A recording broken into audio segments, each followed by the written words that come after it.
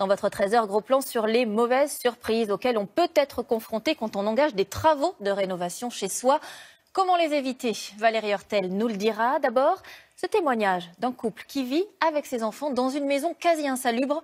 L'entrepreneur qu'ils avaient choisi a fait faillite. Ils estiment avoir perdu plus de 40 000 euros. Ils viennent de porter plainte pour abus de confiance. Dans le Pas-de-Calais, Marianne Mas et Dominique Mas. Des fils électriques qui pendent, des murs à nu.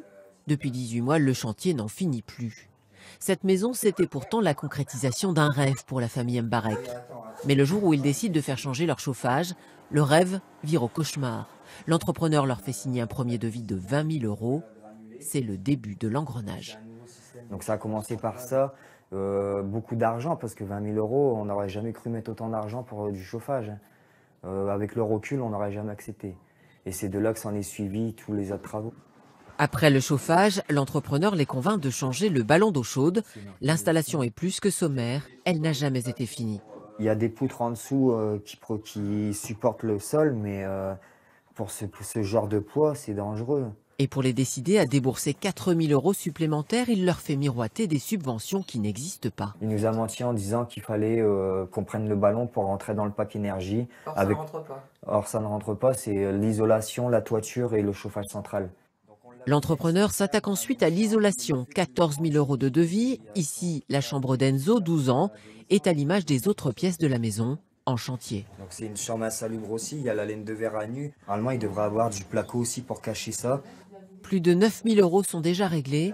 La livraison du placo était prévue pour mai 2017. J'ai mis les rails moi-même pour poser les radiateurs et du coup la laine de verre pour mettre les placos en tout dernier. Et les placos sont jamais venus? Ils sont jamais arrivés, non. Préjudice estimé 44 000 euros. 9 000 euros d'isolation, 20 000 pour le chauffage qui ne fonctionne pas, 7 000 pour le ballon d'eau chaude et la VMC et enfin 8 000 pour l'électricité toujours pas branchée.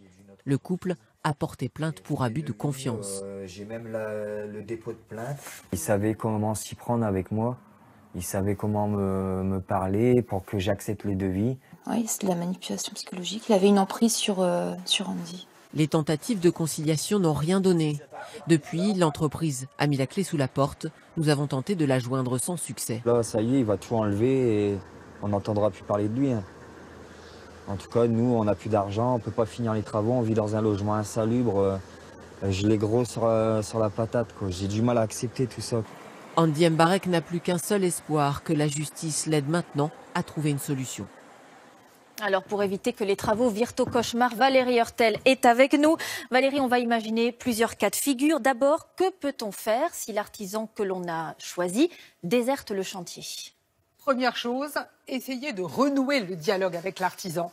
Si vous n'avez pas de réponse, envoyez-lui une lettre de mise en demeure, un courrier en recommandé avec accusé de réception.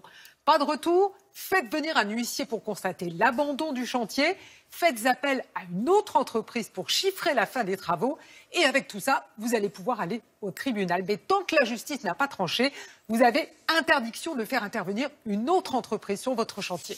Et si l'artisan fait faillite ? Là, les choses se compliquent un peu. Il faut écrire à l'administrateur judiciaire chargé de liquider l'entreprise, réclamer le remboursement des sommes versées. Et ce n'est pas gagné. Vous le savez, Marie-Sophie, en cas de faillite, ce sont les salariés de l'entreprise et le trésor public qui sont payés en priorité. Demandez à l'artisan s'il peut finir le chantier. Et si au bout d'un mois, il n'a pas répondu, là, vous allez pouvoir faire appel à une autre entreprise qui va reprendre le chantier. Et sinon, Valérie, en amont, que peut-on faire pour éviter de se retrouver dans la situation extrême que l'on a vue dans le reportage? Le mieux, effectivement, c'est avant de commencer les travaux, renseignez-vous sur la solidité de l'entreprise. Vous trouverez des informations sur différents sites internet, comme par exemple infogreffe.fr ou société.com. L'accès est en partie payant, mais franchement, ça vaut le coup. Enfin, dernier conseil, ne payez jamais la totalité des travaux avant la fin du chantier. L'artisan a le droit de vous demander un acompte, mais il n'a pas le droit de vous demander de tout payer d'avance. Merci beaucoup.